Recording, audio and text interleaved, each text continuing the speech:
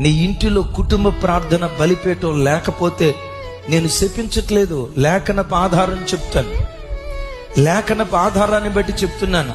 నీ కుటుంబంలో కుటుంబ ప్రార్థన జరగకపోతే, కుటుంబ ప్రార్థనలో నువ్వు మోకరించకపోతే, నీ ఇల్లే ఒక బలిపీఠంగా దేవుని సన్నిధిలో మార్చబడకపోతే, రాబోయే కాలంలో నీ ఇల్లు లోతు కుటుంబంలాగా శాపగ్రస్తమైపోతుంది. జాగ్రత్త.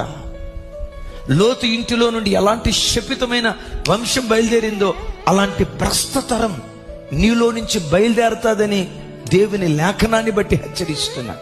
క్రైస్తవ జనమా, మీ ఆత్మీయ తండ్రిగా మిమ్మల్ని అడుగుతున్నా, ఎంతమంది కుటుంబాల్లో కుటుంబ ప్రార్థనలు జరుగుతున్నాయి?